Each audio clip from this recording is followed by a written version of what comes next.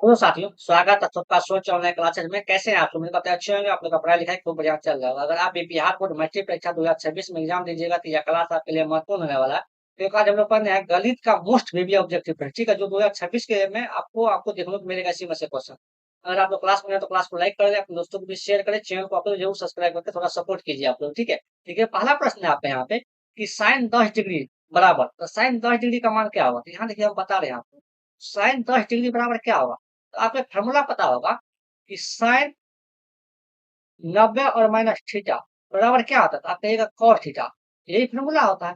इसी को हम क्या लिख सकते हैं? इसी को लिख सकते हैं हम साइन 90 और माइनस का 80 डिग्री, क्योंकि 90 में से अगर 80 घटेगा तो 10 बचेगा, ठीक है। इसको हम इस तरीके से लिख सकते हैं। तो साइन 10 बराबर क्या होगा? तो साइन 90 माइनस थीटा क्या होता है? Cos theta. आपको यह भी पता पता होगा, ठीक है।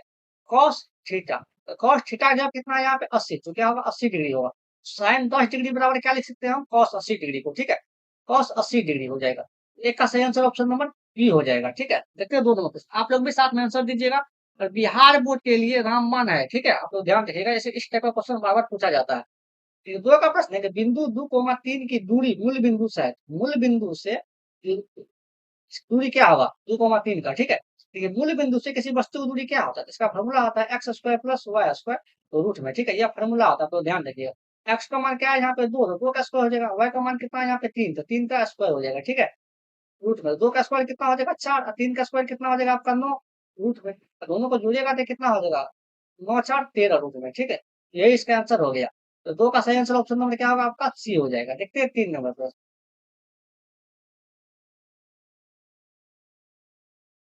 देखिए आपका 3 का प्रश्न है आपका यहाँ पे कि यदि किसी वृत्त की त्रिज्या 14 सेंटीमीटर हो तो वृत्त की परिधि होगा। यहाँ पे त्रिज्या कहने का मतलब आर का मान दिया हुआ है, कितना दिया हुआ है? 14 सेंटीमीटर, तो वृत्त की परिधि होगा। तो वृत्त की परिधि पूछा गया है। देखिए वृत्त की परिधि का फॉर्मूला क्या होता है? आप लोग कमेंट करके बताएं। परिधि वृत्त की परिधि का फॉर्मूला होता है 2 पाई आर, 2 पाई आर, ठीक है। तो 2 तो 2 रहेगा। पाई का मान क्या लिखिएगा? पाई का मान आपको लिखना है 22/7। क्या लिखिएगा? 22/7। या पाई पाई ए का मान होता है 3.14, यह भी होता है, लेकिन 22/7 जब तक नहीं बोला जाएगा कि पाई का मान 3.1714 यूज करना है, तब तक आप लोग पाई का मान 22/7 आपको लिखना है, ठीक है। यह क्या लिखेंगे? 22/7 गुना आर, आर का मान त्रिज्या, यही तो है त्रिज्या। कितना दिया हमें? 14। अगर 14 को काटिएगा 7 से, कितना बार में कटेगा? 2 बार में। देखिए 22 को 2 से गुना कीजिएगा 44 होगा, 44 को 2 से गुना कीजिएगा तो कितना हो जाएगा आपका? 88 सेंटीमीटर, ठीक है। तो इसका परिधि कितना हो जाएगा? 88 सेंटीमीटर। 3 का सही आंसर ऑप्शन नंबर बी हो जाएगा। देखते हैं 4 नंबर पर। देखिए 4 का प्रश्न है आपका यहाँ पे कि 5 चक्कर में 14 सेंटीमीटर त्रिज्या के पहिए के द्वारा तय की गई दूरी है, ठीक है। तो इसका देखिए त्रिज्या दिया हुआ है। त्रिज्या कितना दिया हुआ है आपका? 14 सेंटीमीटर। 14 सेंटीमीटर और कितना चक्कर लगाया है? 5 चक्कर। यह देखिए एक पहिया है, ठीक है। यह एक क्या? पहिया है। और इसका त्रिज्या कितना दिया हुआ है? 14 सेंटीमीटर, और ये 5 चक्कर लगाता है। कितना चक्कर लगाता है? 5 चक्कर। तो कहना है इसका दूरी क्या होगा? देखिए यही तो पूछा गया। दूरी, दूरी बराबर फॉर्मूला होता है आपका, दूरी बराबर 4 गुना समय नहीं लिखना है, परिधि गुना चक्कर लिखना है। यहाँ पे दूरी बराबर क्या लिखना है? परिधि गुना चक्कर। आप लोग क्या पढ़ते आए हैं बचपन से? दूरी बराबर होता है 4 गुना समय, तो यह नहीं लगाना है। देखिए परिधि क्या होता है? वृत्त के आकार का है, तो वृत्त की परिधि क्या होता है? 2 पाई आर, 2 पाई आर। और चक्कर, चक्कर कितना है? 5 चक्कर, तो 5 लिख देते हैं, ठीक है। देखिए 2 का तो 2 लिखेंगे। पाई का मान क्या लिखना है? 22/7। इससे पहले वाले सवाल में बताए थे। गुना आर, त्रिज्या कितना दिया हुआ है आपका? 14 गुना कितना हो जाएगा? 5 हो जाएगा, ठीक है। अब देखिए आपको यहाँ पे 7 से काटिएगा 14 को, कितना बार में कटेगा? 2 बार में। तो 22 गुना 2 कितना होगा? 44 है। 44 गुना 88, ये 44 लिखिए। गुना 5 को 2 से गुना कीजिएगा तो कितना होगा आपका? 10 हो जाएगा, ठीक है। 44 को 10 से गुना कीजिएगा तो 440 हो जाएगा। 4 से 40 सेंटीमीटर, ठीक है। इसका दूरी कितना हो जाएगा? 4 से 40 सेंटीमीटर। आप तो ध्यान रखिएगा। तो 5 का सही आंसर ऑप्शन नंबर बी हो जाएगा। देखिए अगर आप तो यहाँ तक आ गए तो क्लास को लाइक भी करें, अपने दोस्तों को भी शेयर करें, चैनल को जरूर सब्सक्राइब करके हमें सपोर्ट कीजिए। देखिए आपको सब्सक्राइब करने से आपका कुछ नहीं होने वाला, लेकिन मेरा एक हेल्प हो जाएगा, ठीक है। आप लोग जरूर किसी का हेल्प कीजिए। देखते हैं 5 नंबर प्रश्न। आप लोग भी साथ में आंसर दीजिएगा। ये 5 का प्रश्न है आपका यहाँ पे कि 19 और 25 का समांतर माध्य। 19 और 25 का समांतर माध्य क्या होगा? देखिए जब भी इस टाइप का सवाल आपसे पूछा जाएगा, समांतर माध्य दो संख्या दिया हुआ है, 19 दिया हुआ है और क्या दिया हुआ है? 25 दिया हुआ है। जब भी दो संख्या दिया रहे या तीन संख्या दिया रहे, तो उससे कोई फर्क नहीं पड़ने वाला। आपको दोनों को संख्या को जोड़ देना है। 19 दिया हुआ तो 19 को, और 25 दिया हुआ है 25 को जोड़ लेंगे। कितना संख्या है? एक एक दो संख्या है, तो दो संख्या से भागा दीजिए। या तीन संख्या हो तो तीन संख्या से क्या करते हैं हम लोग, भाग देते हैं उसमें, ठीक है। जोड़ने के बाद क्या करेंगे, देखिए 25 को और 19 को जोड़िएगा तो कितना होगा, 9 5 14 का 4 हो जाएगा, ठीक है। 2 1 3 एक हासिल था तो कितना होगा 4 बटा 2। 44 में 2 से काटिएगा, 44 को 2 कितना बार कटेगा, 22 बार। इसका आंसर क्या हो जाएगा आपका, 22 होगा, ठीक है। 5 का सही आंसर ऑप्शन नंबर बी हो जाएगा। देखते हैं अगला प्रश्न, 6 नंबर प्रश्न।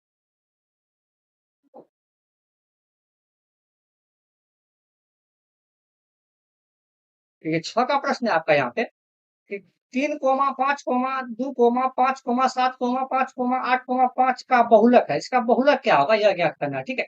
तो बहुलक क्या होता है, वो ऐसी संख्या जो सबसे अधिक बार रिपीट हो, उसे क्या कहते हैं, बहुलक कहते हैं। आपको ध्यान रखना है। देखिए क्लास 10th में आपको तीन टाइप का बहुलक पढ़ना है। कितना टाइप का, तीन टाइप का, ठीक है। आप लोग ध्यान रखिएगा। ये ऑब्जेक्टिव टाइप में दो प्रकार का सवाल बनेगा और वो सब्जेक्टिव टाइप में बनेगा, तो आप लोग ध्यान रखिएगा। आप लोग टीचर से पूछिएगा, ठीक है। जहाँ आप लोग ऑफलाइन पढ़ते होंगे या ऑनलाइन पढ़ते होंगे, तो देखिए जब भी इस टाइप का बहुलक पूछेगा आपको तो क्या करना है, देखिए आंसर जो होगा इसी में से एक होगा, जो ऑप्शन दिया हुआ है इसी में से एक होगा। तो जो ऑप्शन दिया हुआ है, यानी कि ऑप्शन ए में दो दिया हुआ है, तो दो देखिए कि इसमें कितना बार आया है। आप कहिएगा दो मात्र एक बार आया है, जिसके सामने आपको एक लिख देना है, ठीक है। फिर देखिए ऑप्शन बी में तीन है, तो तीन कितना बार आया है, एक बार। इसके सामने आपको एक लिख देना है। ऑप्शन सी में पांच है, तो पांच कितना बार आया है, एक बार, दो बार, तीन बार, चार बार। तो चार लिख देना इसका सामने में। और आठ कितना बार है, जहाँ देखिए आठ एक बार है वहां, इसके सामने क्या लिखेंगे, एक लिख देंगे। तो बहुलक क्या होता है, फिर से सुनिए, बहुलक होता है वो ऐसी संख्या जो सबसे अधिक बार रिपीट हो, उसे क्या कहते हैं, बहुलक कहते हैं। ये पांच कितना बार रिपीट हुआ है, चार बार, तो यही पांच क्या हो जाएगा आपका, बहुलक हो जाएगा। छह का सही आंसर ऑप्शन नंबर सी हो जाएगा। देखते हैं सात का प्रश्न। ये सात का प्रश्न है आपका यहाँ पे कि किसी घटना की प्रक्रिया नहीं होगी, तो नहीं होगी के बारे में पूछा गया, ठीक है। तो देखिए किस कब नहीं होगा, तो प्रक्रिया का मान कभी भी जीरो से छोटा नहीं होगा। जीरो से छोटा कहने का मतलब हुआ कि माइनस में नहीं होगा।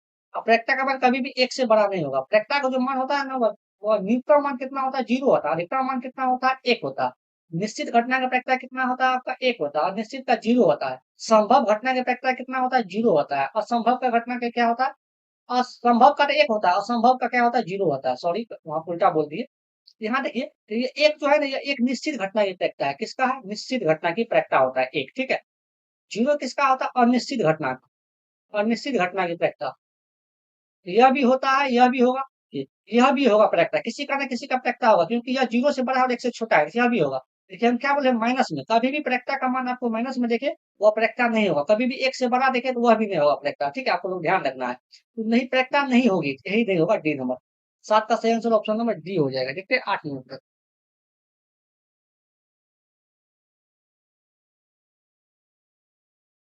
8 का प्रश्न है आपका यहाँ पे कि 144 के अभाज्य गुणनखंड में 2 का घातांक है। तो देखिए 144 को क्या करना है, अभाज्य गुणनखंड निकालना है, ठीक है। तो आपको क्या करना है, सिंपल वे में इसको अभाज्य गुणनखंड निकालेंगे, मतलब एलसीएम निकालेंगे, तोड़ेंगे। तो 2 से लगेगा 144 में कितना बार लगेगा, 72 बार। फिर अगर 2 से लगेगा कितना होगा यहाँ पे, 36 हो जाएगा। फिर अगर 2 से लगेगा कितना हो जाएगा आपका, 18 हो जाएगा। अगर फिर 2 से लगेगा कितना होगा आपका, 9 हो जाएगा।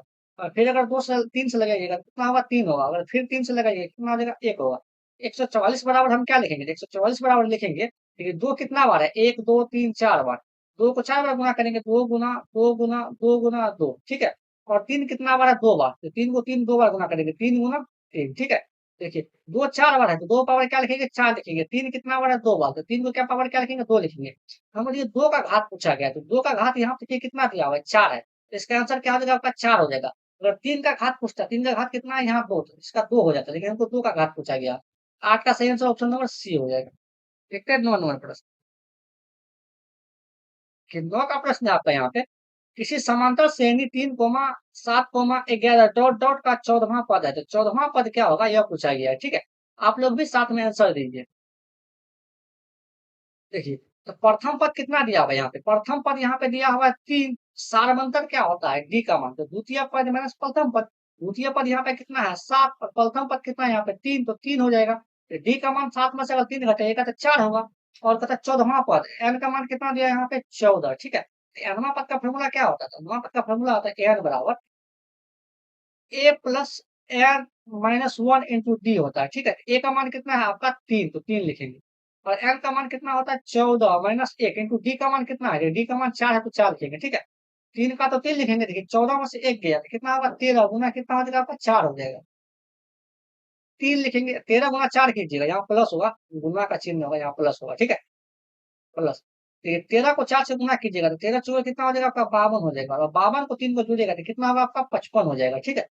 तो 9 का सही आंसर ऑप्शन नंबर बी हो जाएगा। देखते हैं 10 का प्रश्न, और ये आज का आखिरी प्रश्न है। ये 10 का प्रश्न है आपका, समांतर श्रेणी 16, 11, 6, 1, -4 डॉट डॉट का nवां पद है। nवां पद क्या होगा यह पूछा गया है, ठीक है? देखिए ऑप्शन हिसाब से देखिए आप, यहाँ पे प्रथम पद कितना दिया हुआ है? तो प्रथम पद आप कहिएगा कितना दिया हुआ है आपका, यहाँ पे 16 दिया हुआ है, तो 16 लिख दीजिए। और डी का मान निकलना है, तो डी का मान कैसे निकालते हैं? सारबंध पद है, द्वितीय पद माइनस प्रथम पद, द्वितीय पद यहाँ पे कितना है 11, और प्रथम पद कितना है यहाँ पे 16, तो माइनस का 16 हो जाएगा। डी का मान 11 में से 16 घटेगा तो कितना होगा आपका माइनस का 5 हो जाएगा, ठीक है? तो एनवां पद का फॉर्मूला क्या होता है? एनवां पद, ऐसी को क्या बोलते हैं? एन बोलते हैं, ठीक है? तो एनवां पद का फॉर्मूला होता है आपका a plus n minus 1 into d, यही तो फॉर्मूला होता है। ए का मान देखिए क्या दिया हुआ है यहाँ पे 16, तो 16 लिखेंगे, प्लस एन, एन तो एन का तो मान नहीं है तो एन रहने दीजिए, माइनस 1 तो 1 लिखेंगे, और डी का मान कितना है यहाँ देखिए माइनस का 5, तो माइनस का क्या लिखेंगे आपका माइनस का 5 लिखेंगे, ठीक है? 16 का 16 लिखिए, ये माइनस 5 से एन को गुना कीजिएगा तो कितना होगा माइनस का 5 एन हो जाएगा, ठीक है?